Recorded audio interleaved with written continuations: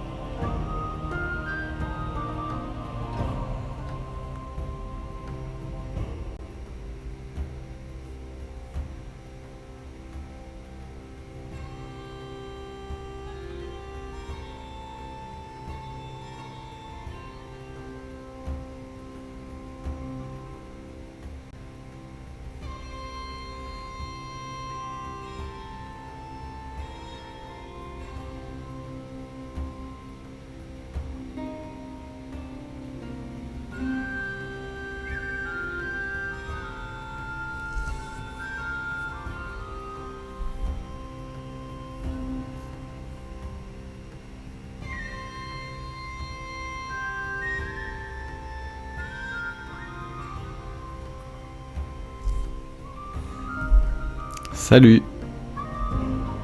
Hello Loki, comment Nous vas-tu? voilà en ligne. Eh bien oui, ça fait du bien de te voir et puis bienvenue pour une nouvelle édition des Jeux d'Outre-Manche. Exactement, une édition nocturne. Et une édition nocturne, Parce qu'on tout à commence fait. de plus en plus tard. Donc merci à tous ceux qui nous suivent, voilà, de nous rejoindre ce soir. Et puis merci pour votre soutien aussi et de nous donner tous les petits thumbs up sur notre YouTube et sur notre Twitter. C'est vraiment super de vous avoir avec nous. Et puis j'espère que l'aventure de ce soir va vous plaire aussi. Alors Loki, est-ce que tu es prêt? Écoute, je suis fin prêt, je suis paré.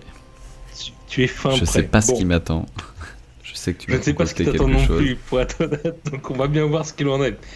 Ce soir, c'est un petit peu particulier puisque pour le coup, on va tester un nouveau, voilà, je sais pas, on va appeler ça un nouveau type de jeu, peut-être un nouveau titre ou en tout cas un nouveau concept. Et, euh, et pour le coup, voilà, il y aura une mécanique de jeu un petit peu particulière, même si les règles de jeu se basent sur des CC.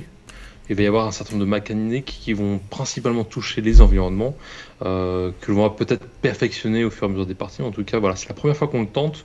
Donc, je suis assez enthousiaste à propos de ça et voilà, j'espère que ça va te plaire. Si tu as besoin de clarification par rapport à la méca ou par rapport justement au comportement de cet environnement, n'hésite pas à me poser des questions pendant la partie, hein. Écoute, ça marche, t'en fais pas. Cool, Au pire, enfin, le plus transparent, le mieux c'est. Comme ça, ça marche. voilà. Comme ça, je ne vois pas les rouages de ton univers là, que tu vas me dérouler ce soir. Ça roule. Eh ben écoute, moi je suis parti. Si toi tu l'es, je dis allez, fonçons Je dans suis parti. l'univers. Voilà donc perdu dans le multiface. Et est-ce que tu veux qu'on fasse une petite présentation des personnages Alors, alors oui et non parce que pour le coup D'accord. on va les rencontrer dans une petite minute. On va vraiment les rencontrer dans le narratif quoi. Si ça te va, on va avoir l'occasion de pouvoir les connecter avec eux et de voir un petit peu Je qui te ils sont. suis. Ok, parfait. Donc quelque part notre histoire commence dans l'observatoire de l'honorable Dracim, qui est une dinde warlock. D'accord, donc quand je dis dinde warlock, c'est clairement un oiseau, c'est une dinde avec des attributs humains hein, qui évidemment portent des vêtements humains, un chapeau humain, enfin voilà, mais c'est une grande dinde humanoïde quoi. Ok. La fouine, qui est son petit assistant, alors imagine la fouine, c'est vraiment, alors c'est pas une fouine pour le coup, mais c'est un petit humain, voilà, qui fait peut-être 1 mètre de haut tout au plus et qui est comme si son visage avait été écrasé contre une porte, tu vois, une espèce de nez très plat, vraiment, voilà, le visage un peu écrasé comme ça. Et la fouine, donc parce qu'il pour le coup il est un petit peu curieux, il met un peu son nez dans tout ce qu'il y a autour du laboratoire, de l'observatoire. Mhm. Ben voilà, écoute, il fait son ménage quotidien, quoi. Il est là pour un petit peu assister pour le coup le Drasim, mais qui n'est pas encore là. Pour le coup, c'est vraiment le matin, il est en train de faire son ménage. Et pour le coup, voilà, il vient et dépoussière tous ces instruments de mesure astronomique, cosmique. C'est un peu steampunk dans l'univers déjà. Tu vois, cette espèce de grands planétarium giratoire qui tourne comme ça. On est dans une espèce de grande coupole avec un télescope qui pointe vers les étoiles et plein d'artefacts, plein de petits objets, plein de tables de travail, de notes, etc. Et puis il est là avec son plumeau. Enfin, voilà, il va, il vient. Tu vois, il est bien énergique. Il a pris son café du matin. Il y va, il y va. Et pour le coup, il chante un peu la chansonnette tout seul, il dépoussière. Et puis, bon, il est un petit peu maladroit pour le coup, et pour le coup, il rentre dans une petite colonne, en fait, qui portait justement à son sommet un cube multicolore. Et pour le coup, la petite colonne tangue et fait tomber finalement ce tube. Tu le vois vraiment tomber au ralenti, comme ça, quelque part. Et au moment où finalement il touche le sol, en fait, il y a une espèce de d'onde de choc qui se répond. Alors, pas très profonde, mais elle se fait sentir quand même, et à la limite, même, tu vois l'observatoire un petit peu vu de loin, et tu vois carrément que cette onde de choc s'est répandue un petit peu dans l'espace autour. Donc, pour le coup, la foudre, elle est là, enfin, elle est là, enfin, oh, non, non, non, non, non, non, et puis, alors, il va chercher le cube et tout, il prend une chaise, alors, il n'est pas très grand, tu vois, il remonte comme ça sur le sol, et puis il la met comme ça, et puis, voilà, petit coup de dépoussiérant, petit coup de plumeau, et puis ça va, c'est bon, ok, très très bien. Et puis, en fait, il se retourne et puis il s'aperçoit d'une chose, il fait, oh non, oh non, oh non, non, non, non, non, non, non. Et il s'approche, il voit qu'il y a une des faces, finalement des crétages de ce cube qui s'est débloqué.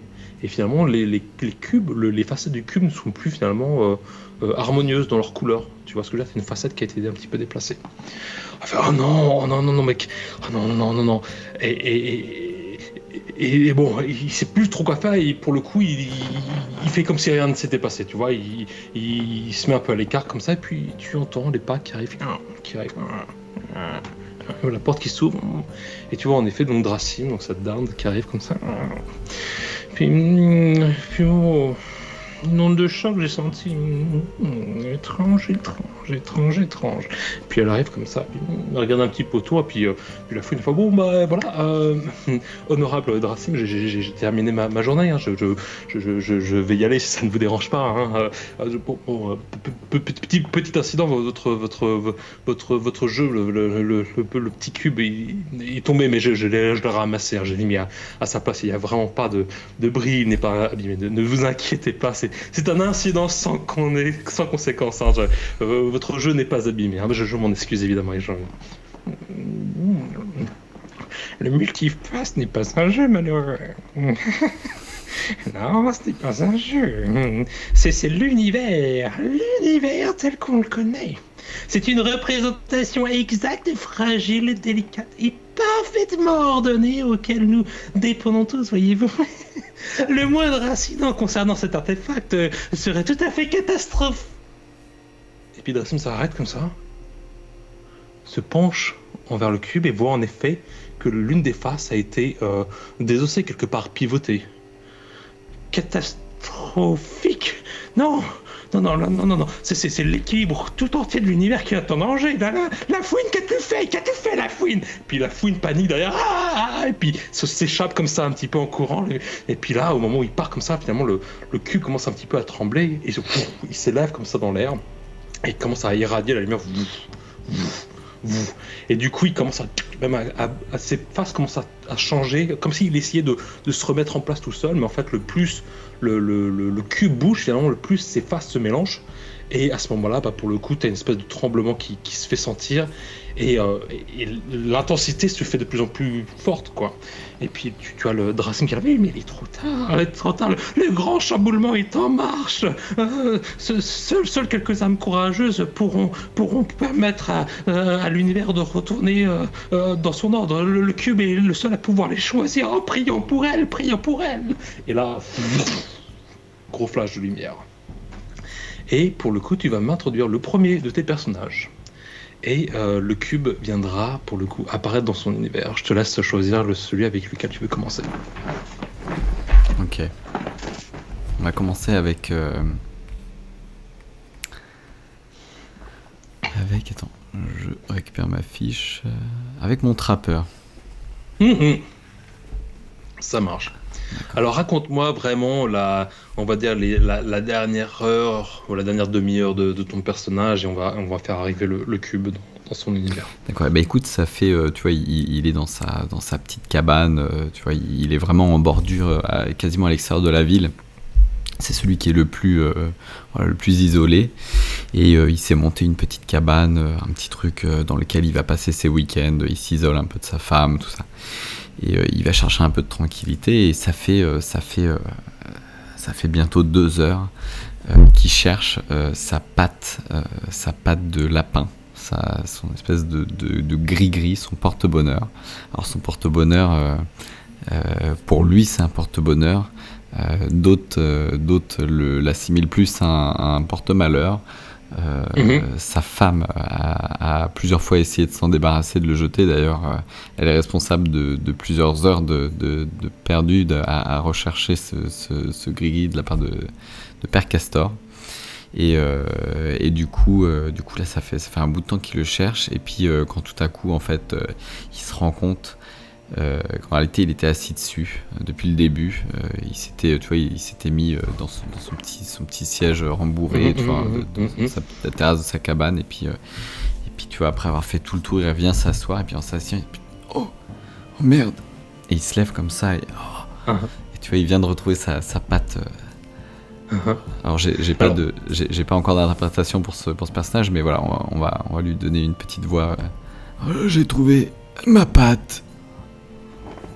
Ok, bah pour le coup, donc du coup, il regarde sa patte quelque part, et derrière tu vois en fait, t'as 3 éclairs qui commencent à éclaircir le ciel, quoi, et puis t'as clairement son ombre projetée sur sa cabane, et pour le coup il se retourne, il est là avec sa patte de lapin, et puis il a en face de lui ce cube qui le regarde presque curieux, et qui d'un coup part en flash, et tout ce que tu vois, c'est la cabane désertée du Père Castor. Enchaîné sur ton prochain personnage. La patte est partie avec lui. Hein. La patte est partie avec lui. D'accord. Deuxième personnage, tu as... donc là, on est dans la boucherie. La boucherie du village. C'est Claude, donc un boucher d'une 40aine d'années. Assez massif. C'est vraiment une armoire, vraiment une grosse armoire. Par contre, c'est massif, pas musculeux, pas bodybuildé. C'est massif gras. C'est vraiment un personnage lourd. Très gras, très gros. Et voilà, il était. Alors, il porte une petite paire de lunettes, tu sais, qui pincent sur le nez comme ça. Enfin, c'est deux petits, deux petits bouts de verre, voilà, qui se pincent. Et avec lesquels il travaille et qu'il n'arrête pas de remonter parce qu'elle glisse sans arrêt. Tu sais, il se suinte. C'est vraiment, il a une espèce de. Enfin, je vais pas être méchant, mais c'est un peu il sue comme un porc, quoi. Et du coup, il passe son temps à les remonter. Et il était en train de préparer les différentes pièces de viande qu'il allait mettre au réfrigérateur pour le lendemain, au réfrigérateur médiéval, bien sûr. Et puis, à un moment donné, comme ça, comme à son habitude, hein, il s'apprête à couper, ses lunettes glissent et schlac. Oh merde. Oh non, encore. Et tu sais, il regarde sa main comme ça, sanglante, et puis il lui manque une phalange de plus. Ça marche. Donc là, pour le coup, il est en train clairement de pisser le sang, tu vois, qu'il y a que le sang. Et tu vois, il est là, il s'en fout partout, tu vois, il en fout sur la viande, il en fout. Il prend une espèce de torchon, il essaie de peut-être, tu vois, mettre fin à ce saignement, et au moment où il regarde, finalement, sa phalange un petit peu déjà diminuée pour le coup, il commence à faire un point focal en fait juste derrière, et en effet à ce moment-là tu vois ce cube qui sort un petit peu de l'espace, un petit peu comme s'il avait attrapé, tu vois, aspiré l'espace, sorti comme ça, qui le regarde comme ça, il continue à se contenir comme ça, et gros flash blanc, et tout ce que tu vois c'est finalement le bout de doigt de Claude en fait qui tombe sur le Alors pour la petite précision, il a vraiment des mains de boucher, enfin c'est pas la première fois, tu vois, il a plusieurs phalanges. Ça marche. C'est ça. Okay. Personnage suivant. Ok, ensuite on va passer à Jean. Donc Jean, c'est un vieux nain, fabricant de coffres. Il a plus de 500 hivers derrière lui. C'est quelqu'un de très posé, très pointilleux, tu vois. Et il est en train de... Alors, il travaille, il est fabricant de coffres, mais de petits coffres à bijoux. Il travaille dans il a une petite boutique, tu vois, de souvenirs.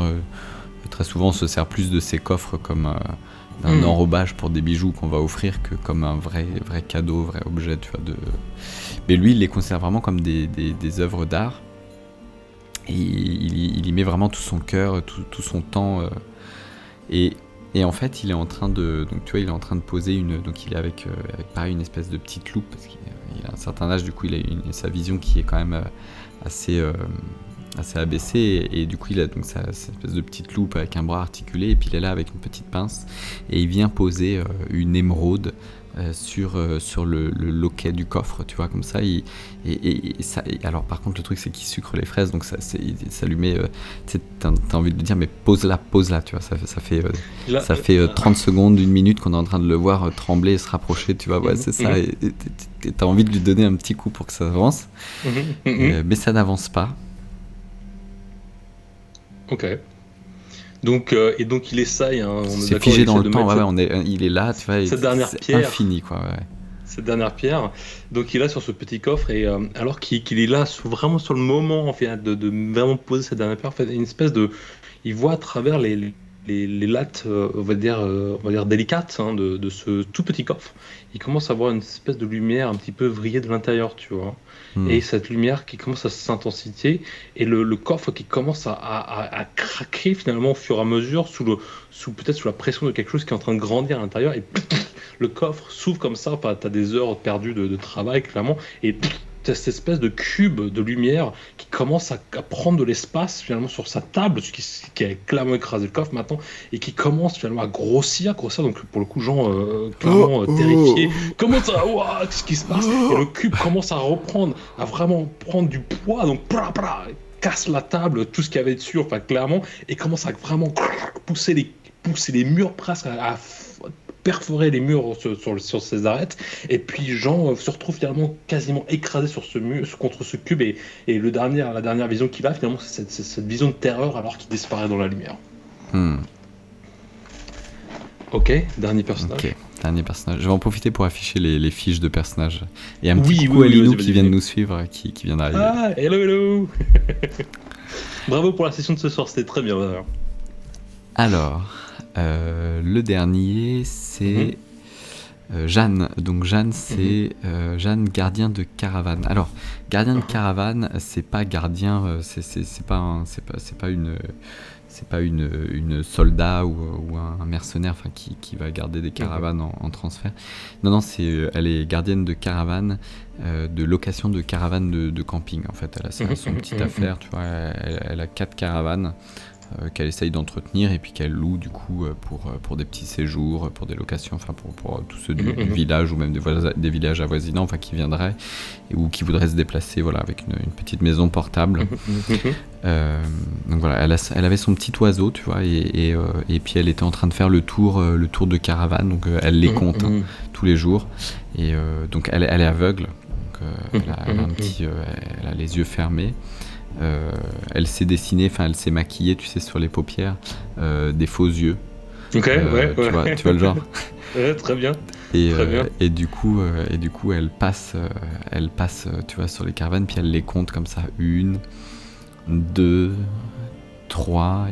Par contre, elle se dirige. Alors, elle est aveugle, elle a pas de canne, elle se dirige à Louis, tu sais, alors je reviens sur nous, c'est pas Daredevil, mais elle a une espèce de super compréhension de son environnement grâce à Louis. Et puis elle a son petit oiseau aussi qui lui permet, enfin tu vois, d'aller se poser à droite à gauche et puis de faire des petits couicouis, tu vois, pour qu'elle puisse avoir les distances. Voilà. Et puis du coup comme ça elle compte les caravanes, et j'imagine que tu vois, au lieu de poser la main sur la 4e caravane, Sur quoi va-t-elle poser la main? En effet.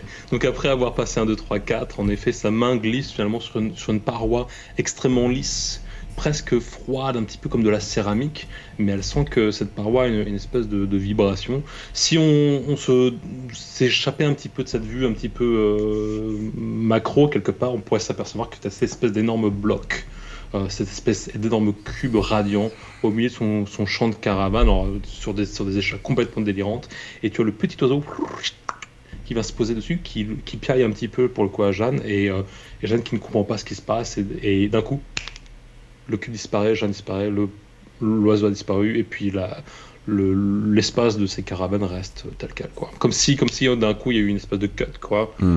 Ils ont complètement disparu. Ok. La première chose que Jeanne sent finalement après ce passage quelque part, c'est un vent un petit peu tournoyant qui pour le coup qui est autour d'elle. Il y a beaucoup d'air, beaucoup de vent autour d'elle. Il y a même un sentiment d'altitude qui est là. Ses pieds sont au sol, il n'y a pas de problème. Mais elle a l'impression qu'elle a pris de la hauteur, quoi, quelque part. Et puis autour d'elle, elle entend finalement, elle entend Jean, elle entend Père Castor et Claude qui sont complètement ébahis par ce qui vient de se passer, qui ne comprennent pas ce qu'ils font là, d'ailleurs. Ils ne savent pas qui sont l'un par rapport aux autres. Ils ne se sont jamais rencontrés. Et ils ne se connaissent pas, d'accord, ok. Non, enfin, si ça te va. Oui, ça me va. Ils viennent de villages différents, d'accord, ok. Voilà. Donc pour le coup, ils se présentent, enfin, ils se connaissent pas vraiment, mais ils se regardent tous. Enfin, je sais pas, moi, qu'est-ce qui s'est passé. Alors, et en effet, ils parlent du cube, etc. Mais très vite, enfin, tu vois que même Père Castor, enfin, regarde un petit peu à l'horizon, et en fait, ils se rendent compte qu'ils sont au sommet d'une énorme tour, alors de plusieurs centaines de mètres, avec des arches autour d'eux, quoi, et puis une espèce de place circulaire, et ils ont clairement aucun moyen de s'échapper, d'accord? Ils sont genre la tour de Saruman. Voilà, clairement, mais si ce n'est pas ce que j'ai dans mes notes d'ailleurs en ce moment. Non, pas du tout. Loin de ça en tout cas. Enfin, en gros, cette tour part dans les nuages, quoi, quelque part. Et donc pour le coup, aucun échappatoire, et donc ils sont tous en train d'essayer de comprendre ce qui se passe, et d'un coup, de nouveau, tu as cette espèce de tremblement. T'as des petites étincelles qui arrivent comme ça au centre de la place, quoi, au centre de cette plateforme, quoi. Le cube sort comme ça un petit peu avec virulence et finalement flotte sur lui-même, quoi, ok. D'accord. Et il varie de couleur rouge, verte, jaune, bleue. Et puis tu vois en effet qu'il y a différentes faces avec différentes couleurs, et puis que finalement les faces sont mélangées, quoi. Maintenant c'est vraiment multicolore de chaque côté, et puis elles sont en permanence en train d'essayer de se réajuster, d'essayer de se retourner, etc. Vous vous réassemblez, finalement vous êtes tous extrêmement ébahis par ce qui se passe, vous êtes impressionnés par ce qui est en train d'arriver, et en fait, l'un d'entre vous, peu importe lequel, quelque part, regarde un petit peu autour de ce qui se passe, et au sol, et vous voyez des inscriptions, en fait, qui ont été gravées un petit peu en circulaire, comme ça. Et qui dit, donc la première inscription dit « Jetez un des 20 pour sceller votre destinée ». La deuxième inscription dit « Jetez un autre des 20 dans chaque pièce à votre arrivée ». Enfin, jetez un des 6 pour votre bonne fortune, 3 petits points, vous en aurez besoin. Donc je vais te laisser tirer ces dés maintenant. Alors, donc attends. Le premier, un des 20 pour sceller ta destinée. Laisse-moi 2 minutes. J'ai laissé mes dés de DCC. Attends, j'arrive, je suis con. J'arrive pour 2 secondes. Vas-y.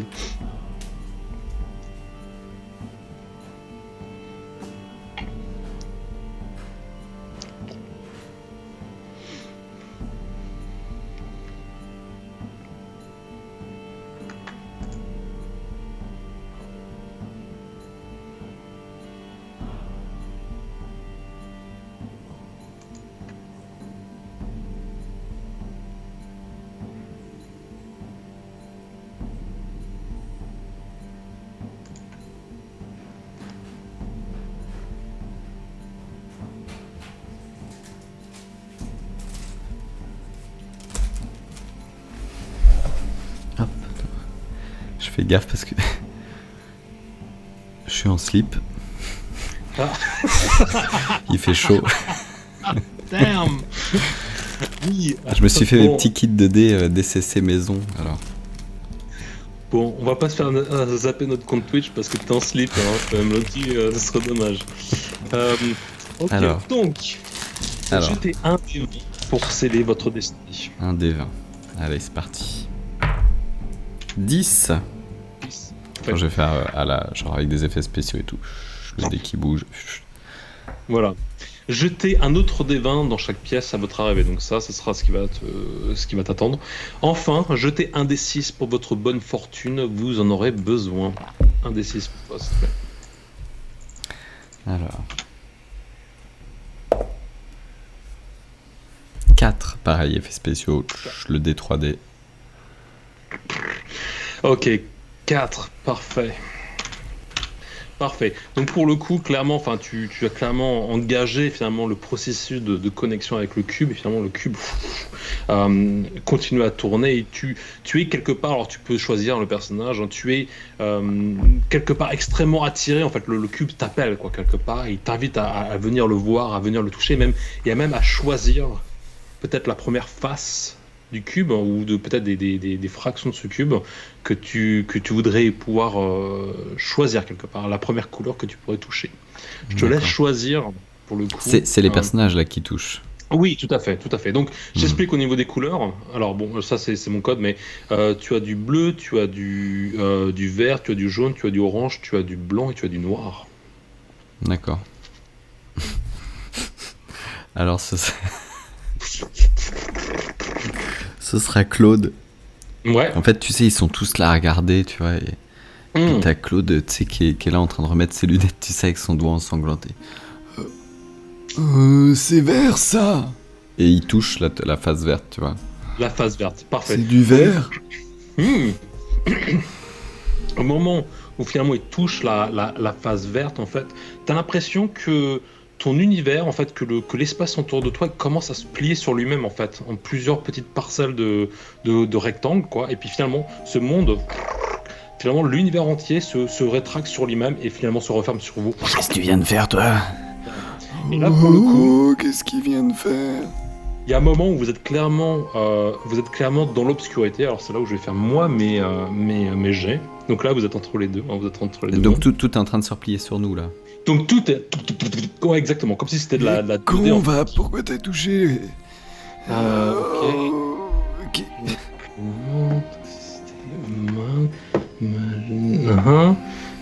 T'avais bien besoin de toucher à ça. Comment... Vous êtes qui, vous? Je te retourne la question. T'es qui, toi?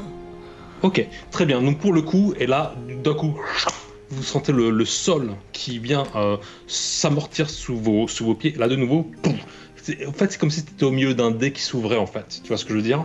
D'accord. Et du coup, c'est continue à se déplier. Et au fur et à mesure que ça se déplie, en fait, ça recrée un univers autour de toi.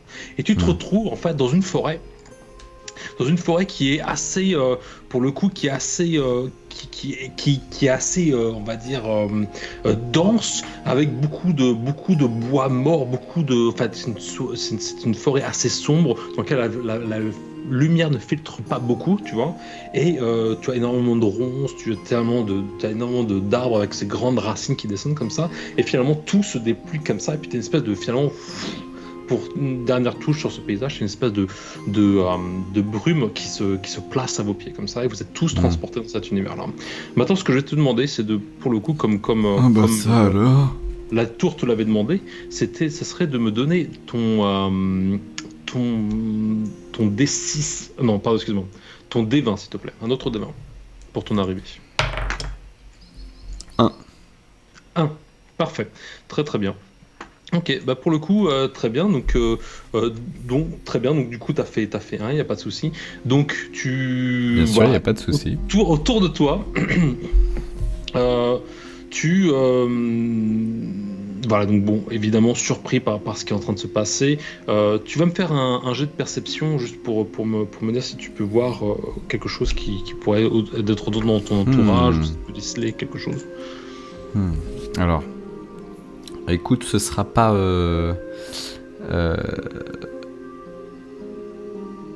Alors bizarrement, je vais pas le faire jouer par mes personnages principaux. Ok. Je vais pas le faire jouer, enfin pas sur le principe, j'entends par le boucher Claude, puisque lui il est là encore avec ses lunettes et puis il comprend pas, en fait il est un peu con. Et puis le trappeur et le nain, enfin les deux là, Père Castor et Jean, sont un peu en train de s'engueuler au compte du Claude. Donc ce sera Jeanne aveugle qui fera son test de perception. Cool, parfait. Eh ben écoute, parfait. Donc lance-moi ça s'il te plaît, et puis on va voir un petit peu ce qui se passe. Très bien. Donc elle a un -2. Ouais. Donc ça fait un 9. Un 9.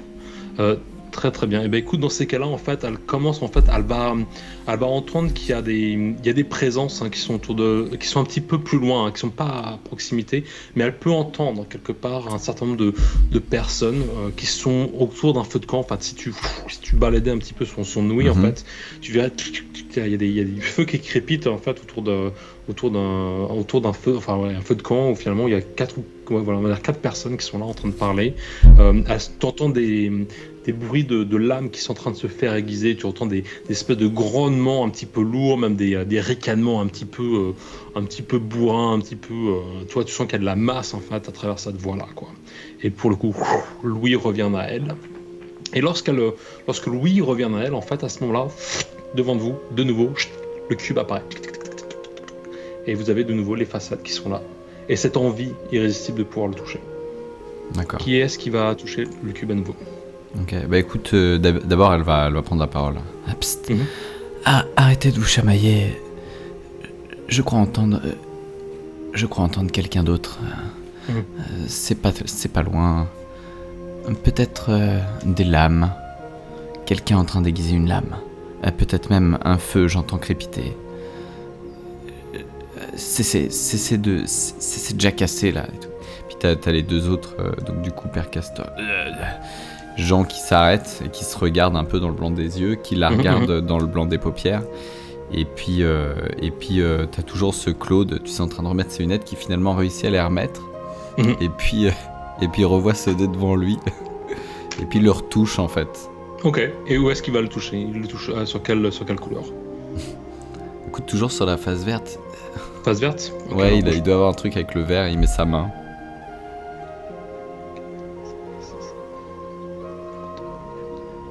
Alors personne ne le voit, hein, les autres se sont retournés vers Jeanne, donc Père Castor, Jean, Jeanne. Ah, c'est parfait.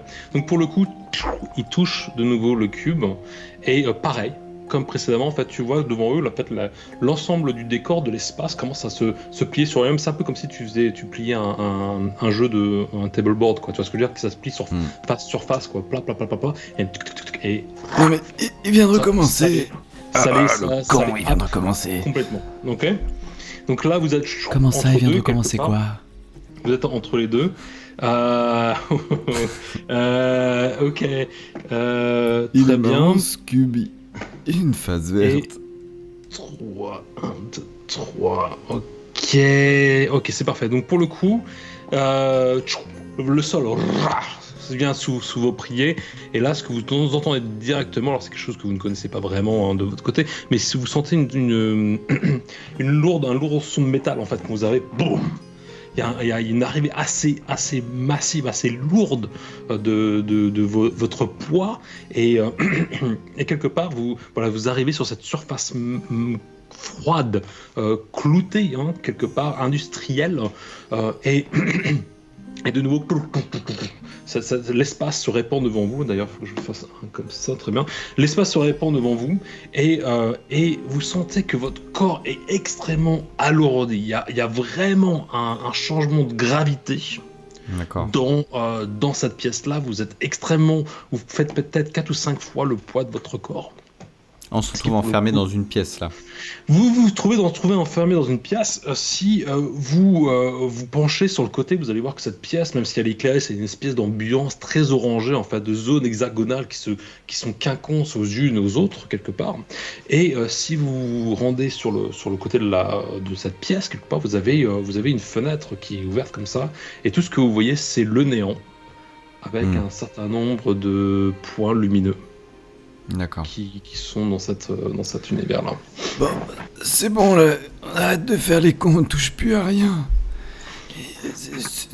Toi le gros là, recule-toi et arrête de toucher ce cube. D'ailleurs, il est où ce cube? Est-ce qu'il est encore là? Est-ce qu'il flotte au milieu de la pièce? Le cube est parti. Par contre, je vais te demander de me tirer ton alors, il me semble que c'est en D6, s'il te plaît. 2. Ah non, excuse-moi. Attends, qu'est-ce que je te raconte? Ah, bouge pas, je reprends ça. Non, excuse-moi. D20. Ne touchez plus à rien. 1. C'est pas moi qui ai touché, c'est l'autre là. Très bien. Qui tu es d'ailleurs? Alors, pour le coup, vous êtes en train d'essayer de clairement vous essayer de vous remettre sur place, alors qu'au fond de cette pièce, une porte s'ouvre comme ça devant toi, et vous avez une espèce d'énorme masse. Alors, comment te la décrire? C'est qu'en fait, t'as l'impression que c'est clairement une expérience qui a très mal tourné, en fait, une espèce d'énorme personnage avec des pustules sur chacune de ses épaules. Son visage est complètement fondu, d'ailleurs. T'as l'impression qu'il y a même des yeux, en fait, qui vous suivent du regard, mais qui sont déplacés à certains points sur son corps. Et il avance comme ça, d'un point de vue extrêmement résolu. D'ailleurs, il y a du son qui clairement coule de sa bouche, comme ça. Et il avance en votre direction. Qu'est-ce que vous voulez faire? Ok, bah je pense que dans un premier temps, tout le monde est concentré sur reculer Claude, tu vois, donc... Déjà, recule s'il te plaît. Et les autres, recule. Comment ça? Qui doit reculer? Qui est là? J'entends 3 voix différentes. Je suis Jeanne, qui êtes-vous? Ok.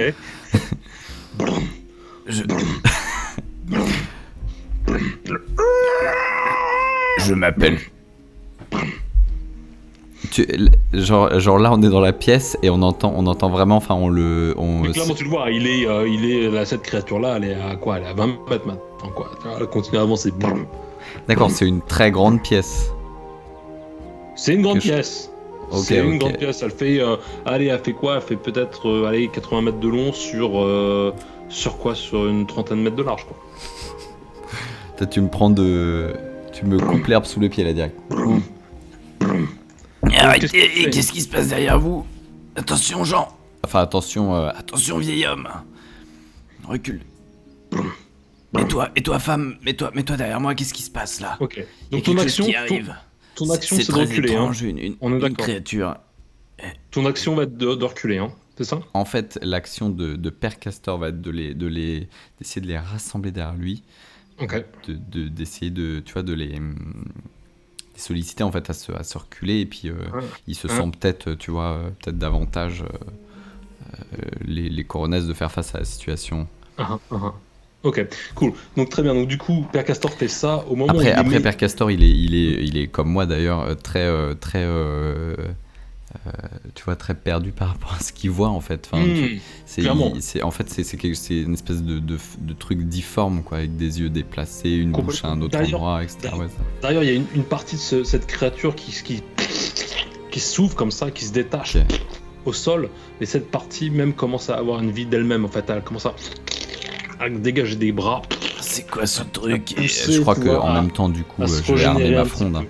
Ok, donc je crois que Père Castor arme sa fronde. Arme ta fronde, Père Castor les met de côté, et là, devant toi, le cube apparaît. Et, non, surtout pas. Vous êtes l'un d'entre vous et c'est pris sous un petit peu la dominance du cube pour qu'il choisisse pour le coup une de ses faces ou l'une. Tu veux dire qu'il faut qu'on rappuie sur le genre on ressent l'envie d'appuyer dessus? C'est irrésistible, tu ne peux pas échapper l'envie de... Irrésistible. Ah non, surtout, vous n'y touchez pas et tout. Et puis, je pense... non. Et tu vois, genre, il essaye de repousser les autres, tu vois, le vieux, et puis t'as l'autre, il est là, il arme sa fronde, il se dit, je vais me le faire et tout. Puis t'as que le vieux, visiblement, qui a dû voir la présence du truc, peut-être aussi Claude, le boucher. Mais vu qu'il est derrière, tu vois, il fait un petit peu, tu sais, le geste d'écarter, et puis en fait, en écartant, il pose sa main malencontreusement sur le cube. Ok. Et quelle couleur il va toucher? Écoute, j'en ai aucune idée, jaune. Jaune, ok, très bien. Le cube doit tourner dans tous les sens, donc ça va être un pur hasard. Oh merde! Ok, cool. Donc, Voilà, clairement, alors bouge pas, hop. Du coup, Père Castor, en même temps, jette à ce moment-là, balance le contenu de sa fronde. Ok, donc il y va, et au moment où il jette la fronde comme ça, on saura jamais si le monstre en cette espèce de créature a été touché ou pas, mais et là de nouveau le monde en fait l'espace de nouveau se replie sur lui-même alors que la créature était sur le point finalement de vous arriver et de vous attraper la face finalement au lieu d'être en 3D en fait d'un coup il passe en 2D et il se fait rabattre comme ça et d'accord, dé finalement de cet univers le décor se replie et se recompose, ouais, d'accord. Voilà. Et là, pour le coup, pareil, vous êtes dans l'obscurité, vous êtes un petit peu comme si vous étiez en lévitation. Tu vois. Bouge pas. Mais qu'est-ce qui se passe? Ah, pas bientôt s'arrêter toutes ces conneries. Ok, très bien. Bon, parfait. Je l'ai défoncé, vous avez vu, il est disparu. Je l'ai aplati comme une crêpe. Pour le coup, très bien. Et là, tu sens de nouveau le sol qui vient se heurter sous vos pieds. Et là c'est ce monde à multifacettes qui se développe tout autour de vous. Est-ce que tu sens finalement c'est vraiment un sol extrêmement aride, mais froid, gelé. Tu as déjà d'ailleurs, tes jambes sont dans la neige, quoi, quelque part jusqu'aux genoux comme ça, et l'ensemble de ton univers se déploie autour de toi et tu es dans une tempête de neige qui est extrêmement vivifiante, quoi, quelque part. Et donc tous les personnages. Jeanne tombe. Jeanne tombe. Ok, très bien. Et tout ce que tu vois devant toi, finalement, c'est une espèce de grotte qui sort comme ça de la tête de la neige, comme ça en pierre, et où tu vois juste peut-être une flamme un tout petit peu vaciller à travers la tempête, quoi. La température est extrêmement basse, donc pour le coup, vous n'allez pas pouvoir rester très très longtemps dans l'extérieur comme ça. Je vais te demander de me jeter ton D20 pour qu'on puisse un petit peu savoir ce qu'il en est. Alors, Jeanne tombe, je fais un 8, Jeanne tombe, Claude s'enfonce dans la neige de par son poids, et puis du coup il continue avec ses lunettes, tu vois, et puis là il se prend un coup de buée dessus avec le changement de température, tu vois, avec la chaleur corporelle et le froid extérieur, donc tu vois, il n'y voit strictement plus rien. Et puis tu as toujours ce Jean et Père Castor qui cette fois cesse de se chamailler et qui trouve un accord en fait sur le fait de un abri, vite, un abri. Enfin, allons vite nous mettre à l'abri de tout ce qui se passe ici, c'est très étrange et tout. Et tu vois, il essaye d'entraîner les quatre, tu vois, donc il se retourne, il voit que Claude a du mal. Donc Claude est enfoncé jusqu'au nombril. Ouais. Du coup, dépêche-toi, bonhomme. Et tu vois, il essaye de le tirer, mais tu vois, c'est un nain, donc petite taille. Et t'as Père Castor il voit qu'il y a un peu. Attends, je vais te filer un coup de main, mais il y a un peu du tien, Claude. Oh, j'y mets du mien et tout. Vous allez essayer pour le coup de tirer. Personne ne s'occupe de Jeanne, mais Jeanne se relève de son côté, et puis du coup, elle cherche un peu dans la tempête. Ouais, et puis elle part à l'opposé en fait.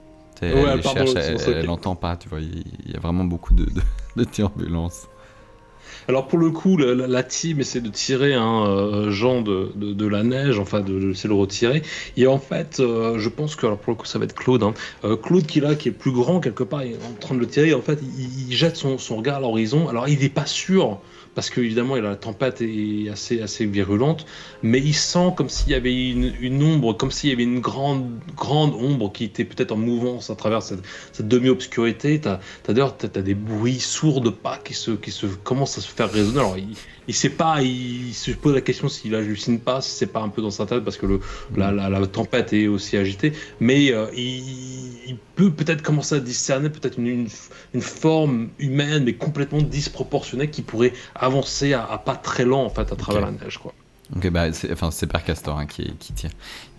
J'ai cru voir quelque chose dans la tempête, il faut se dépêcher, et puis vite. Vieillard, aide-moi à le tirer de là, et toi, mais il lui tient encore une fois, pousse sur tes jambes. Oh, j'essaye. Mais c'est difficile. Et tu vois, j'ai un peu de mal. Et tu vois, et donc du coup, il essaye de se rouler plus qu'autre chose pour sortir de cette neige. Donc est-ce qu'il y arrive? Est-ce que ils sont quand même Je deux pense à le que tirer? ouais, je pense qu'il arrive à le tirer. Enfin, quand on le tire d'ailleurs, ils lui font presque un backflip. Tu vois ce que je veux dire? Il les tire un peu Ok. fort et puis le pauvre nain se retrouve un peu avec quatre fers en l'air. Mais Donc malgré à la tout, limite, ils tu vois, arrivent ils vont à faire un roulé-boulé dans ce cas-là. Et exactement. puis je les vois bien, par contre, complètement occulter la présence de Jeanne. Tu vois, Jeanne ils qui sont est vraiment en partie. effet tunnel et Jeanne, elle part à l'opposé complet. Elle voit absolument pas la grotte. Et donc, t'as les trois qui se dirigent, tu vois, et peut-être qu'ils vont s'en rendre compte. Pour l'instant, non. Ok, ok. Donc pour le Et coup, puis elle est là, ils tu vont vois, tous les genre, trois Fait que tout vers ce la froid, grotte. tout ce vent. Où Très bien. Donc êtes-vous? Jeanne pour le coup, qu'est-ce qu'est-ce qu'on va lui faire? Pas de problème. Écoute, bah pour le coup, Jeanne, alors, la team va en direction de la grotte quoi, qui est éclairée, et Jeanne Hmm. va seulement de son côté. Alors, je vais te demander de me tirer un des 20 pour Jeanne pour voir un petit peu ce qui va lui arriver ou ce qui va, voilà, vers quoi elle se dirige. Écoute, 8 toujours. Un 8, d'accord, très bien. Et ben pour le coup, pas de problème. Donc, Jeanne continue à avancer vraiment voilà toute seule comme ça, enfin t'as vraiment tu vois rien autour d'elle et en fait elle trébuche comme ça, elle tombe quelque part dans une espèce de creux quoi et ce creux en fait quand tu te dégages cette fosse enfin dessine une énorme trace de pas en fait un pas mais genre c'est du 15 mètres de long quoi, tu vois ce que je veux dire, Hmm. c'est clairement Une en énorme plus c'est empreinte de pied. Ouais. bien enfoncé dans la neige etc. Hmm. Et elle comprend pas trop ce qui se passe, comme ça, elle se remet d'elle-même, comme ça, et elle sent une espèce de quelque chose qui lappe en fait derrière elle, et elle se fait tirer vers le haut, ses pieds décrochent finalement du sol quoi quelque part, et elle se fait lever comme ça hors champ presque, et tout ce que tu entends c'est un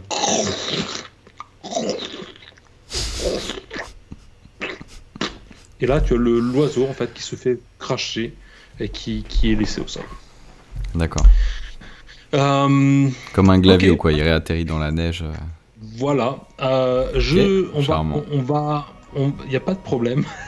Tu vas me faire 3 D6 pour Jeanne, voir si elle peut se faire respawn ou pas. Écoute, 2, 5, 2. Ok, Jeanne est finie pour le coup. Je la barre. Donc, bon, c'est Jeanne. Terminé pour Jeanne. Ça, c'est con, je misais beaucoup sur elle. Elle est partie toute seule. Ah, Bon, elle n'a pas été Ok. très aidée par la team non plus.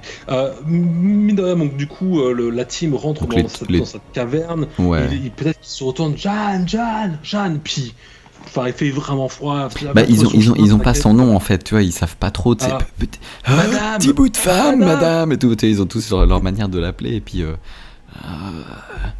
Je ne suis pas sûr, ils essayent de se rassurer. Je ne suis pas sûr qu'elle ait été téléportée avec nous. Ok. Oui, je l'ai pas vu non plus, c'est vrai, t'as pas tort et tout. Mais. Et t'as l'autre. De qui parlez-vous? Il l'a même pas vu, il l'a même pas Il l'a capté. pas vu, ouais. Alors, tu sais, il est là, Donc- il a retiré ses lunettes, il est en train de les essuyer. Il y a une petite flamme, c'est ça, tu m'as dit, dans la grotte. C'est ça en fait, tu vois qu'en fait cette grotte est une espèce de cave ouverte comme ça sur le côté, et puis en effet tu as la lumière qui un petit peu les interpelle, et d'ailleurs pour le coup, en fait ils vont peut-être commencer à s'enfoncer un petit peu dans la grotte, et ils vont commencer Ouais. même à voir qu'il y a même des escaliers en fait. Ils vont Ouais. peut-être essayer aussi de. Enfin, tu vois, genre, moi, la première chose, ce serait de comprendre en fait qui est qui fait quoi et tout. Et du coup, Ouais. je pense qu'ils vont tous essayer de se. Tu vois, de se. Pas de se présenter, mais de se présenter rapidement et puis de comprendre comment ils sont arrivés là. Donc, en fait, ils vont tous s'échanger en fait sur. Bah, moi, j'étais. Je cherchais ma patte et tout à coup, il y a un cube qui est apparu, j'ai disparu. Le Jean qui va dire bah, moi je travaillais sur mon coffre, il a explosé, il m'a écrasé, enfin tu sais j'ai disparu, enfin tu sais il essaye de comprendre un peu, Raconter, d'imager alors que c'était ouais. complètement incompréhensible, tu vois.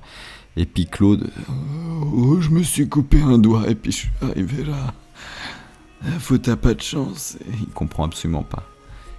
En fait c'est le simplet du groupe Claude, tu vois, donc Ouais, il c'est est, ça. comprends Ça pas ce doit qui se être de passe. ma faute. C'est ça, ouais, je suis vraiment désolé, c'est à cause de moi. C'est Hein. c'est à cause de moi tout ça. Et les autres peut-être vont commencer à le croire, tu vois. Ok, je te laisse jouer les personnages autour de Ah ça, ouais. mais j'aime beaucoup. J'aime beaucoup Donc le du sens coup, de tu me oui. dis qu'il y a des marches, du coup ils vont tous se Voilà. diriger effectivement Donc, pour le vers coup, les marches. voilà. Enfin, ils En pénètrent effet, dans la grotte, en tout cas ils essayent c'est ça. de fuir la tempête. Tout à fait. Donc du coup, ils descendent au fur et à mesure finalement dans ces escaliers, quoi, quelque part.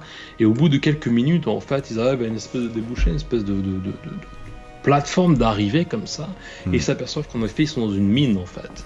Ils sont dans une mine montagnère, et cette mine est faite finalement, est divisée sur les deux parois de cette montagne, et puis cette faille qui descend comme ça vraiment profondément, sur lequel même tu as même de la lave en fait qui coule comme ça dans le fond et qui remonte des fumées, des vapeurs quelque part. Et tu vois ces ponts de pierre qui s'intermêlent en fait d'une paroi à l'autre comme ça un petit peu à perte de vue. Et tu as ces spots en fait ces flammes qui sont un petit peu parsemées à travers ça. Ça me dit quelque chose, mais en même temps pas trop. Et mon grand-père travaillait dans une mine, mais je n'ai moi-même jamais travaillé dans une mine, mais il fait quand même sacrément chaud. Il fait chaud, clairement. Il m'a jamais parlé d'une telle chaleur, et c'est quoi toute cette eau rouge? Alors, ouais, pour le coup, Jean n'avait jamais pas travaillé du tout dans ce que une c'est, mine. Jean, ouais. Jean n'a jamais travaillé à la mine. C'est un nain artisan. Un nain artisan, un nain de la ville, là. Un nain de la Exactement. ville. Donc pour le coup... C'est vrai que ça m'a l'air sacrément chaud tout ça. C'est quelque chose que j'ai jamais vu, ce liquide rouge. C'est ça, donc Et pour le coup... il finit, bah, donc ça- t'as l'autre qui finit de remettre ses petites lunettes. Un liquide rouge, ça doit être le sang de mon doigt.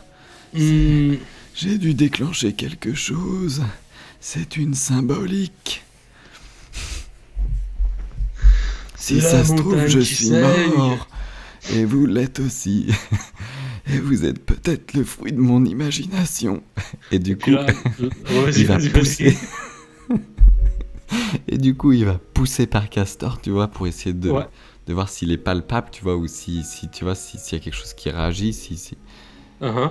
c'est Ouais, son ouais, univers. vas-y. Donc il le pousse en fait. Il le pousse Ok. dans l'escalier. Ok, il le pousse dans l'escalier, d'accord. Donc pour le coup, bon, Père Castor va certainement... Ah tiens, tu me fais un jet d'agilité. Es-tu pour me- réel c'est cool.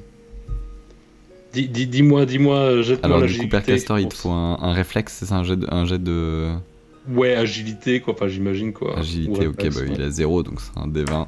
Hop, il a 9.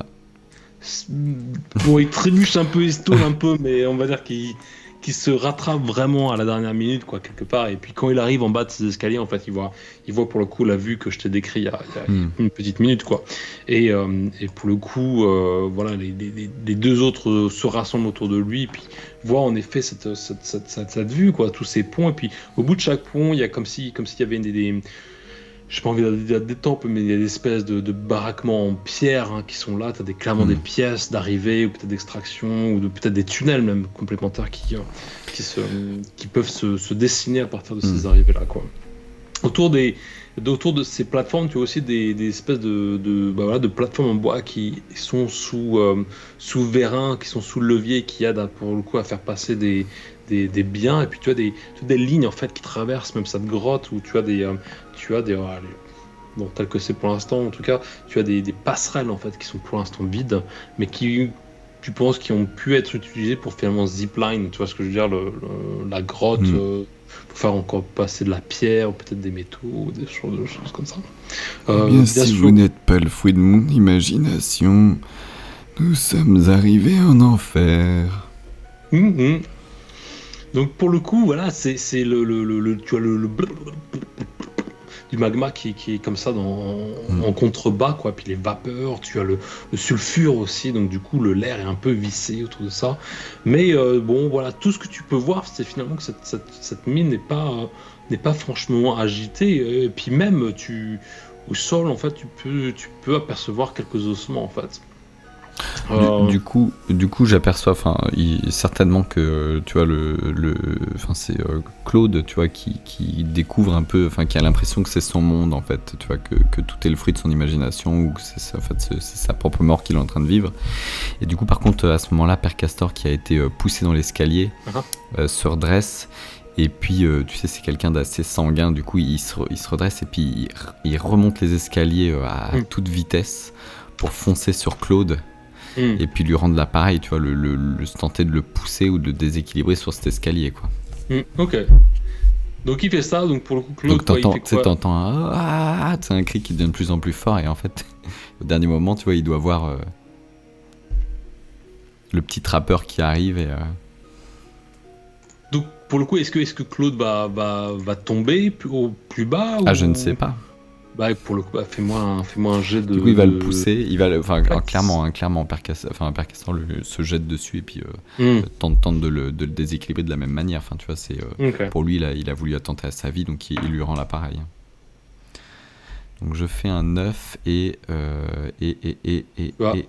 plus 1, donc ça fait qu'il a 10. Donc pareil, il se tôt la moitié, mais il se récupère. C'est ça, il pèse son poids, du coup, c'est difficile de le déséquilibrer. Donc pour le coup, les deux en gros se foutent dessus, quoi, on est d'accord. Ils se foutent dessus, clairement. Alors que le troisième essaie plus ou moins de... Je pense qu'au fur et à mesure, ça se transforme en nuage de fumée, tu sais, puis t'as un pied, un bras qui se tord. Puis t'as le vieillard qui s'en détache complètement. La cohue. Et puis mon grand-père devait travailler ici. Donc pour le coup, le groupe est dans cette... Peut-être mon arrière-grand-père aussi. Alors que... Et l'arrière-grand-père de mon arrière-grand-père aussi. Il se fait choper et il se fait prendre dans la mêlée.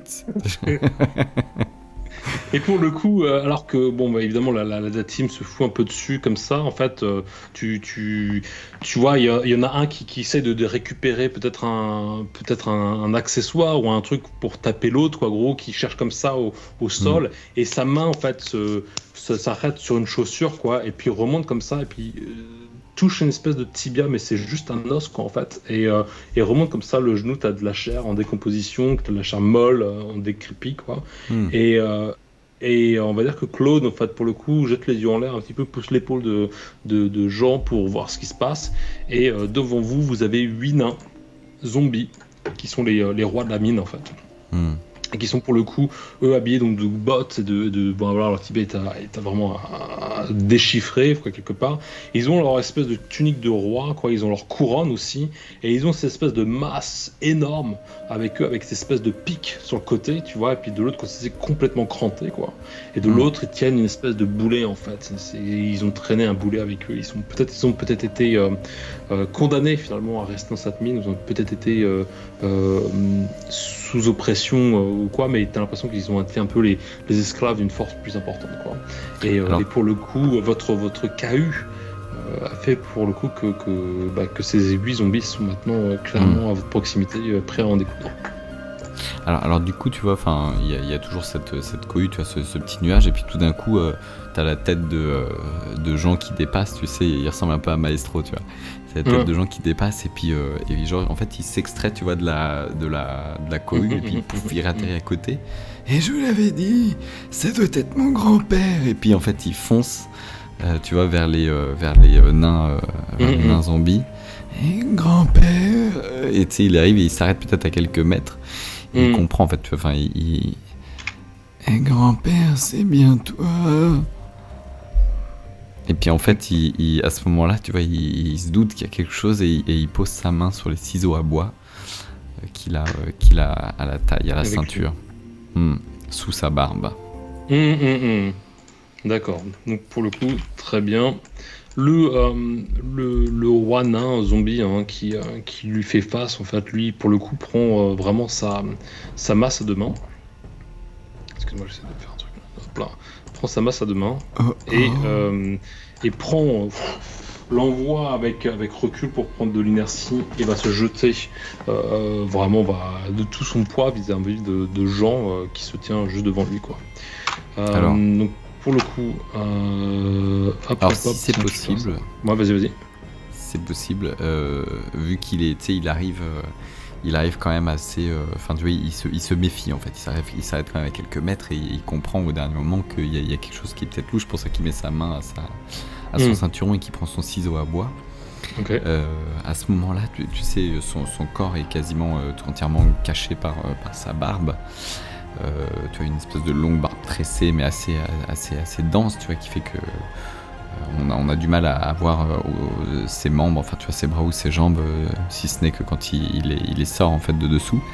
Et puis en fait, je le verrais bien, tu vois, sortir un pied, tu sais, on voit un pied qui sort, qui essaye d'aller tirer, tu vois, d'aller chercher un pas de côté, tu sais, peut-être tu vas faire un pas chassé en fait, faire un pas mais tu sais, très délicatement.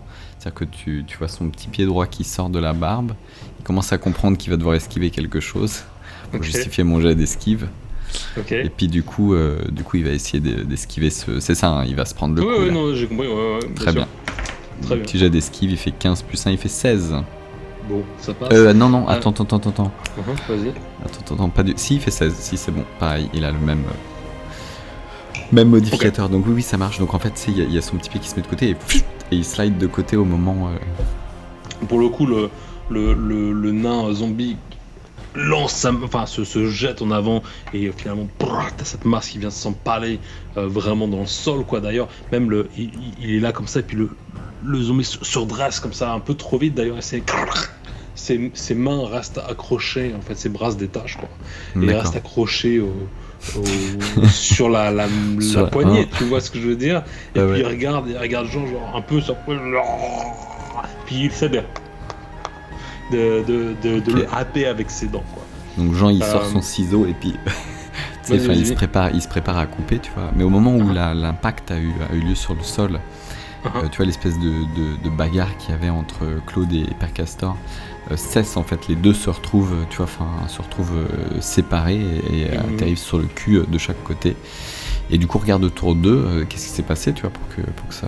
Et du coup, ils aperçoivent ces 8 nains zombies. Et du coup, j'imagine que tout de suite, ils vont se relever. Ils voient Père Castor qui est là avec ses ciseaux, ses ciseaux à bois, et puis qui commence à couper dans l'air, tu vois, et puis qui... Attends, je sais plus quand je faisais... approchez si vous osez. Tout, enfin, tu coupe.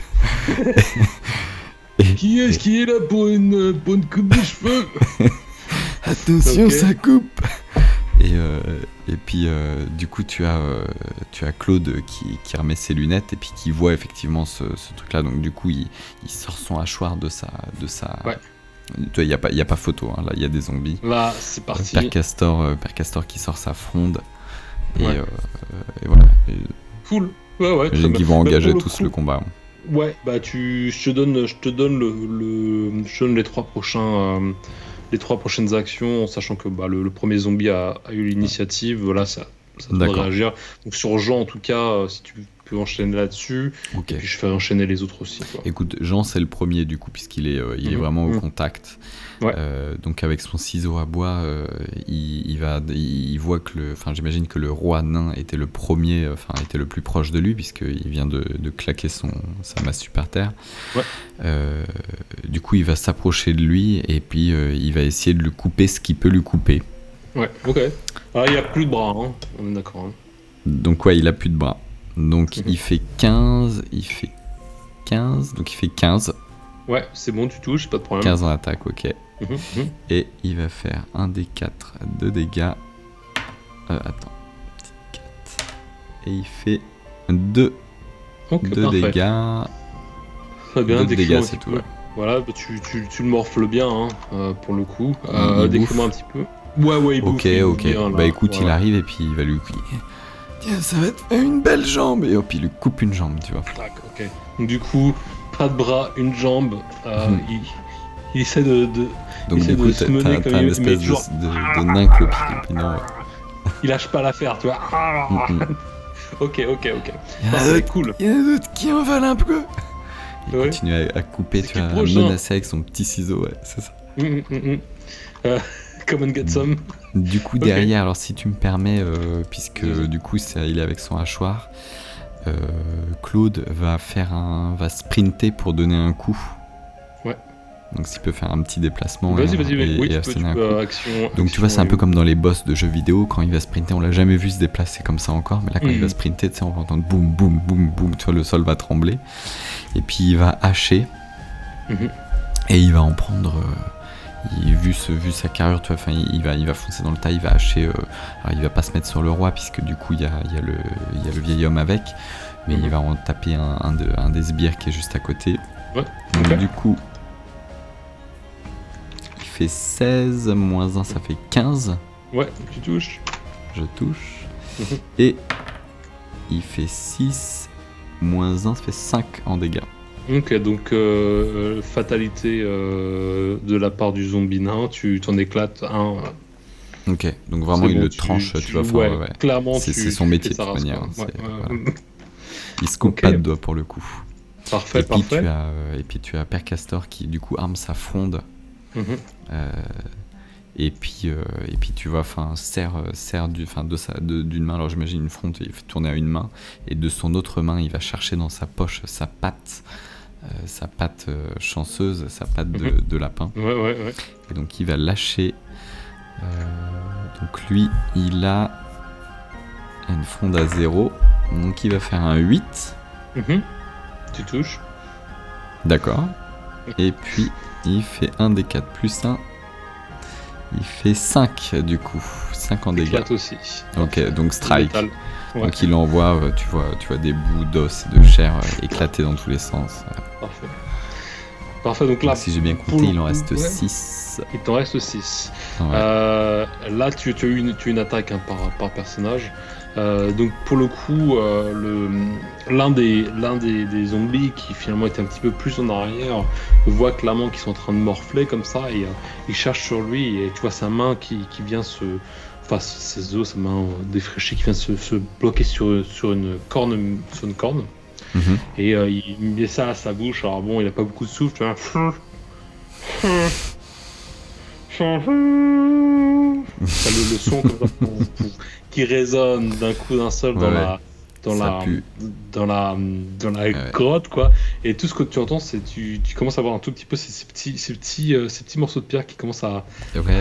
à gigoter un tout T'as petit peu, gigoté quoi. sur le sol, Ouais, ouais. commencer de plus en T'entends un plus. petit Et grondement, d'ailleurs, ouais. tu sens, t'as un peu de poussière qui sont un petit peu de l'architecture supérieure de la grotte. Et tout ce que tu vois, c'est que finalement les ponts qui lient les différents pans de la grotte, quoi, quelque part de la crevasse, d'un coup sont complètement envahis par une mer entière de zombies qui pour le coup bon, sont assez rapides, quoi. C'est pas des zombies trop bons, quoi. Et d'un coup toute cette vague de zombies qui vont pour le coup arriver en votre direction. D'accord. Voilà, qu'est-ce que tu... Bon, pour le coup, alors ça c'est l'un des zombies, on va dire que c'est son action à lui. D'accord, je te la fais, tu peux enchaîner avec tes personnages. Ok, il agit pour tout le monde, d'accord. Ouais. Ok, écoute, ça marche. Donc Jean est toujours au proie avec le roi, hein, qui a toujours deux points de vie, hein, qui réinsiste pour essayer de le choper.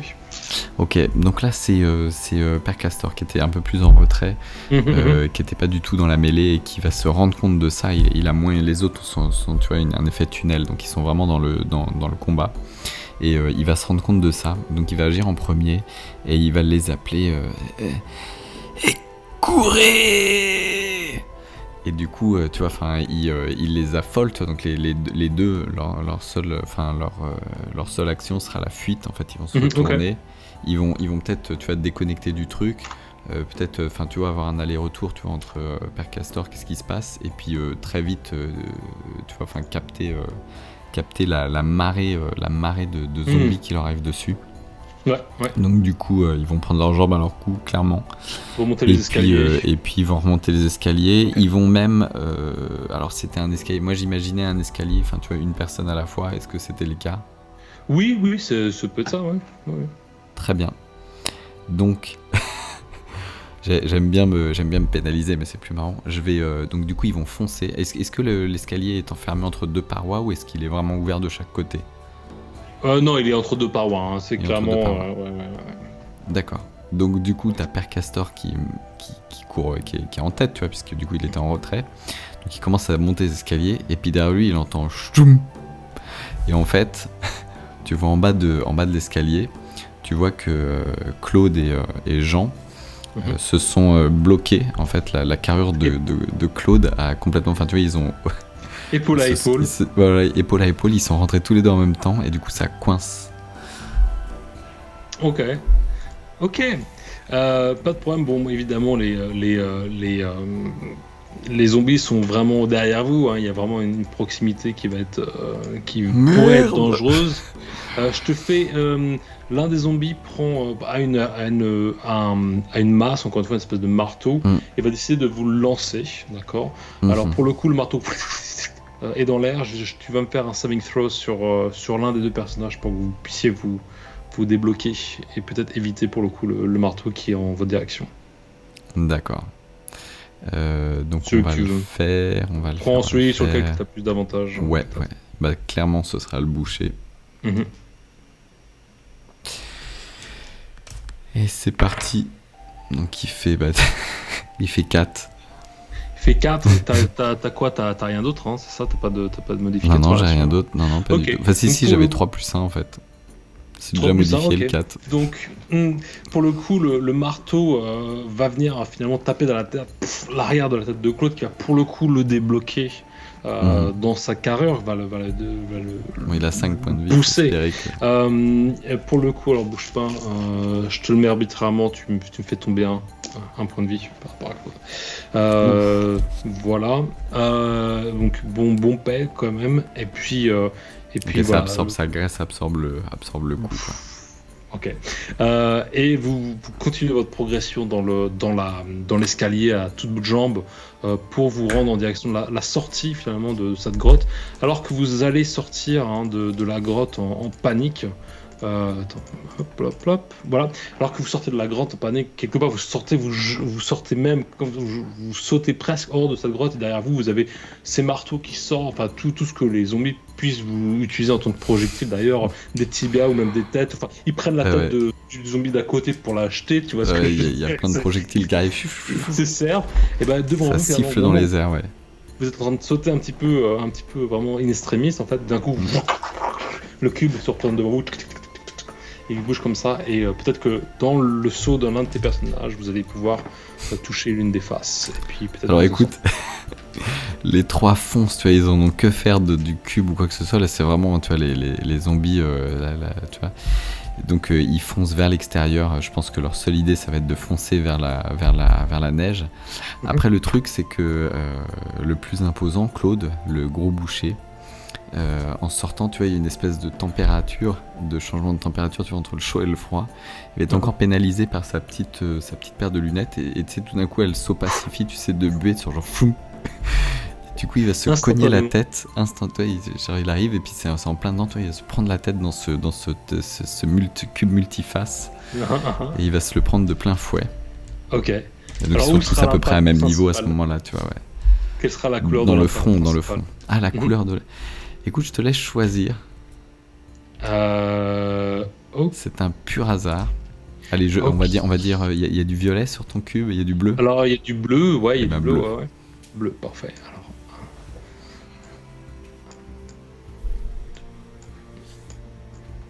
4, cool. Alors, vous êtes comme ça, en fait, on fait Claude tape sa tête dans le cube et vous tombez tous finalement dans la net. Et les zombies sortent de la cave, et finalement au moment où ils sont presque en train de vous sauter dessus, enfin finalement vous accabler, quoi, quelque part le monde se replie sur lui-même, face sur face, et de nouveau vous êtes en apesanteur comme ça dans l'espace. Ne bouge pas, donne une petite seconde.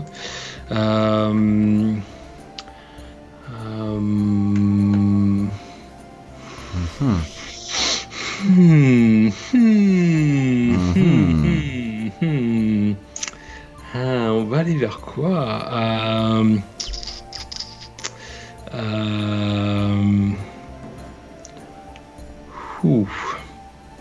Bouge pas. Cool, ok, très bien. Ok. Tu sens d'un coup que tes pieds touchent une surface, mais cette surface se dérobe sur toi et t'enveloppe complètement. Tu passes très vite.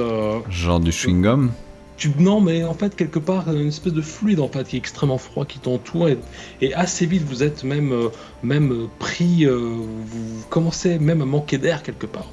Le monde se découle autour de vous, et vous vous retrouvez finalement sous l'eau, écrasé par une pression assez importante, et tout ce que vous pouvez voir devant vous, lorsque vous ouvrez les yeux, tu vois, déjà, t'as pas forcément pris le temps de prendre ta respiration vraiment. Vous avez devant vous une espèce de temple perdu, un petit peu comme une espèce de temple inca, qui a été submergé depuis plusieurs millénaires, comme ça, et puis tu as des grandes raies qui flottent, comme ça, tout autour de vous. Et vous êtes clairement, allez, je veux dire, à une bonne 50-60 mètres en dessous de la surface. J'allais te demander, ouais, justement, en tant que professionnel du milieu aquatique, oui, exactement. j'allais te demander exactement. à combien on était sous l'eau. D'accord. Voilà. Donc comme on est à 50 mètres sous la surface, mes 3 personnages vont couler net. Okay. Et il n'y en a pas un qui sait nager. Ah, damn. Donc ils sont tous là, tu sais, genre, oh, glou glou glou et tout. Enfin, Ok, alors du coup ils sont là, les tu vois, ils se regardent tous désespérés, tu vois, les yeux écarquillés et tout. Ok, alors pour le coup pas de problème, tu vas quand même malgré tout avoir ton saving throw. Est-ce que tu peux me lancer 3d6 pour voir si tu peux te faire respawn peut-être ailleurs? Alors, je fais un 1, je fais un 6, je fais un 3. Donc ces 3 personnages sont... d'ailleurs, tu fais moi aussi le D20 de l'espace pour cette... 17. Ok. Donc pour le coup, les 3 personnages se regardent comme ça, et puis tu vois qu'ils convulsent un peu. Et finalement... Donc clairement, ils vont avoir des spasmes, tu vois, ils sont en train de se noyer là, mes 3 personnages. Voilà. Et tu les vois finalement qui tombent finalement doucement comme ça, presque calmement, au fond de la surface. Et peut-être d'une manière tout à fait amicale, ils se tiennent la main même, quelque part là. Vous avez passé un bon moment, vous avez une bonne aventure, mais malheureusement ça va s'arrêter là. Le cube ou le multiface a été plus fort que vous en cette occasion.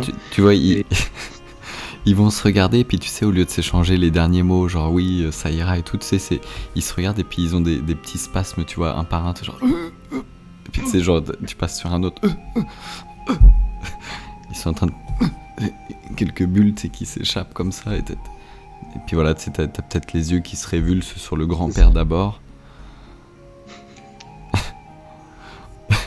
Oui, sa barbe flottante. C'est ça, gracieusement.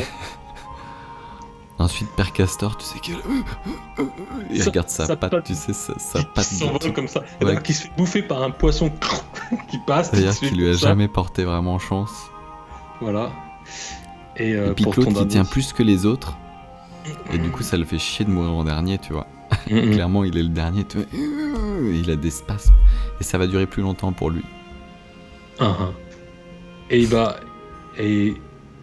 Voilà, peut-être que ça va être le dernier qui va fermer les yeux sur cette vue et il va clairement, tu sais, convulser, tu sais, à la fin comme ça en regardant tout autour de lui, ça va peut-être durer, tu sais, excessivement longtemps. Tu vois. C'est sadique. 15 minutes plus tard, il aurait pu nager, il aurait pu remonter à la surface. Tu sais, il est quand même massif, d'ailleurs, pas mal d'oxygène dans son sang, donc tu vois, il va mettre un peu plus dans les autres. C'est une mort qui n'en finit pas, et puis... Ouais. 15 minutes plus tard. C'est ça, voilà. C'est les fameuses morts qui... Là, ouais, voilà. Et puis, éventuellement, il aura cette dernière bulle. Et puis, il va fermer les yeux, une dernière bulle. Et puis, il va repartir pour 15 minutes. Et puis éventuellement, la pénombre se fera sentir sur la vie de ces 3 personnages, et les ténèbres vous embrassera. Et alors, ils sont morts devant quoi? Devant l'Atlantide? C'est une possibilité. Devant le Nautilus? Enfin, devant le... On peut qui passe avec l'autre scénar. Hein. Ouais. Voilà, exactement. Donc voilà, donc pour le coup, le cube a été plus fort que vous à ce moment-là. Donc pour te finaliser au niveau de la méca même, hein, et tu restes à peu près 6 environnements à explorer ou à dominer. Hmm. À chaque le lancer de dés que tu lançais dans chaque environnement quand tu arrives était le nombre de rounds avant que le cube apparaisse pour t'emmener ailleurs. D'accord. C'est pour ça qu'on a fait 2 à 1 au départ, donc du coup la première action le cube réapparaît. Le cube est réapparu. Ouais, je comprenais pas qu'on soit aussitôt arrivé, aussitôt reparti, mais ouais, maintenant je comprends la méca. Les rounds sont comme ça. Ton D20 du début donc a tiré je crois 8 ou 10, donc du coup tu avais 10 niveaux à explorer. Et pour le coup, voilà, sur des environnements, que ce soit des environnements maritimes, forestiers, montagnards, désertiques, l'espace, mais aussi on va dire un espace qui était beaucoup plus de dominance mentale en fait, peut-être entre différents mondes en fait, plutôt dans la pensée intérieure des personnages, et la manière dont le cube pouvait quelque part, ou le multiface pour le coup, influencer le psychique d'un des personnages, peut-être le retourner contre les autres, etc. Donc écoute, bravo en tout cas pour ça, l'équilibre de pour les avoir l'univers tous tués. l'équilibre de l'univers n'a pas été rétabli. Tu as échappé à il y a dans le multiface une ordre de mercenaires qui s'occupe de chasser justement les visiteurs du cube. Et cet ordre de missionnaires est tiré uniquement lorsque tu as on va dire des encounters. Si tu tires par exemple un 1, par exemple, bon, pour moi 1 ça va être ces personnages s'appellent des Ruzak, c'est une espèce de grands démons en fait. Sinon, tu rencontres des amis, tu rencontres des ennemis ou tu ne rencontres rien. Et pour le coup, si tu avais fait un échec critique sur ton dé de rencontre, pour le coup, ces mercenaires auraient commencé à te chasser et t'auraient chassé de tableau en tableau en fait. Ils auraient sauté les dimensions pour essayer de vous équiper, quoi. C'est marrant que tu m'en parles parce que tu me demandais une qualité, enfin un avantage, un inconvénient par personnage. Et en fait, en inconvénient, il y avait, ça me revient, je voulais foutre une, tu sais, genre pour chasser par une guilde d'assassins ou un truc comme ça. Voilà. Et ça aurait pu lui tomber dessus. Exactement. Donc non, écoute, j'ai grave c'est dur, hein, putain, 4 joueurs, je le fais subir aux autres, mais jouer 4 joueurs, 4 personnages, c'est toujours difficile. C'est toujours un défi. pas évident, Ouais, je t'avoue que j'ai voulu m'en débarrasser d'un, histoire de me faciliter la tâche de pouvoir gérer 3 personnages, c'était plus light. Jeanne qui est partie toute seule. Mais ouais. En fait, c'était à double tranchant. C'est soit il me restait que Jeanne, et c'était le jackpot, soit il me restait les 3 autres zigotos, et du coup il me restait les 3 autres zigotos. Ah, voilà. T'avais Laurel, Azrael et... C'était à double tranchant. D'où mes démarrages de combat les uns contre les autres, je me suis dit, allez, fou. Mais c'est bien ça, c'est bien parce que du coup il y a du conflit entre les personnages, ils se foutent sur la gueule, c'est bien quoi. Donc bravo. Alors pour le coup, si tu souhaites, en tout cas voir un autre épisode autour du multiface, le lore du multiface changera parce que pour le coup, puisqu'on travaille sur des univers différents, le multiface aura, on va dire que l'origine, le principe, la méca que tu veux garder, et tu changes le contenu du cube. Le cube, par exemple, là, il appartient à Drasim, la dinde Warlock, pour le coup. Mais le cube peut apparaître dans n'importe quelle époque, dans n'importe quelle culture, et être une part réelle ou, tu vois, ce que je veux dire, extrêmement établie par rapport à cette culture quelque part. Donc, du coup, il pourrait apparaître en Égypte, par exemple, auprès même de dieux égyptiens. Tu vois ce que je veux dire, on peut le réintégrer dans n'importe quel univers et lui donner un sens d'origine.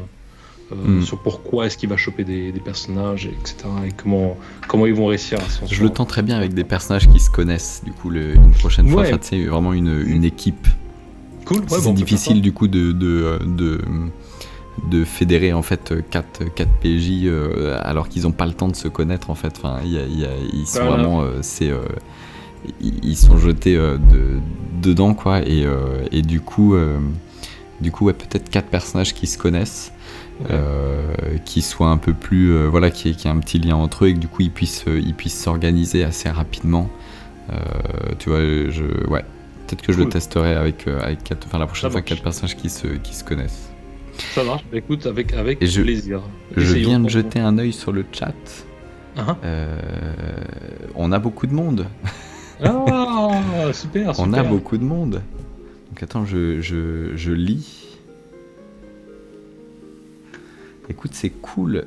Linou a lancé un raid sur notre partie. C'est gentil. Linou Major Merci 0. beaucoup. Donc, on te remercie beaucoup. Merci. C'est super cool.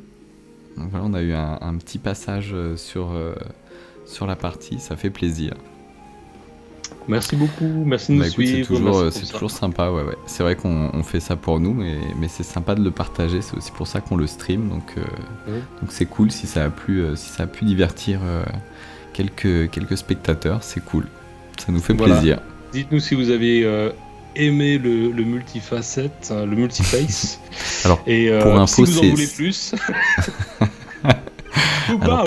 ou si on doit s'arrêter là. Pas du tout, en fait. Fois, si on doit fermer la chaîne. Est-ce que je range les dés ou est-ce que bon, allez, c'est bon quoi. Non, alors pour le coup, c'est un scénario homemade. Hein, c'est quelque chose que tu as conçu. Du coup, on le prend un peu comme un funnel, comme les parties entonnoirs de Dungeon Crawl Classics. Où du coup on arrive avec chaque joueur arrive avec un pool de PJ niveau 0, donc c'est pour ça qu'ils sont assez losers. Et du coup l'idée c'est de ressortir de la partie avec au moins un joueur, enfin un personnage vivant. Et au mieux. Donc là c'était un échec pour moi, j'ai personne. C'est pour ça qu'il va falloir que je repasse par la partie entonnoir prochainement. Si je veux avoir un petit personnage pour poursuivre niveau 1. En tout cas, c'est super cool. Je trouve le principe du cube et puis de la gestion aléatoire, je la trouve très sympa. Ouais, c'est drôle. Puis bon, pareil, hein, moi je sais pas ce qui t'attend hein, pour le coup. T'as pas rencontré en plus beaucoup de NPC, quoi. Tu vois, il y avait pas mal de personnages qui étaient aussi déployés sur ces univers-là, mais c'est vrai que ça allait soit au contact, soit ça allait vite dans le Switch, quoi, en fait. Donc du coup. Voilà, mais c'est bien et puis il y a plein de choses à explorer. Enfin, on peut raffiner, tu vois ce que je veux dire, la méca pour que ça puisse être un peu plus fluide ou peut-être plus en soutenance du joueur, quoi. C'est ça. Je suis pas là pour te rendre la vie plus difficile que ça. Bon, on travaillera dessus en tout cas. Peut-être qu'il y aura de nouveau un multiface dans l'avenir proche. Et puis voilà, merci beaucoup Loki pour te prêter au jeu. Merci à toi pour tout ce travail de préparation pour cette partie, improvisée et cette petite heure et demie sympathique. Ouais, ça va, ça donc, ouais, c'est bien. Cool. Ouais, 1h20 de partie, donc c'est cool. Franchement, c'est stylé. Cool. Et écoute, merci beaucoup Matt. Merci à toi Loki. Je te dis à la semaine prochaine, pareil. Okay, ça marche. Allez, ciao. Ciao, et ciao. bonsoir tout le monde. Ciao. Bye bye. Ciao, merci.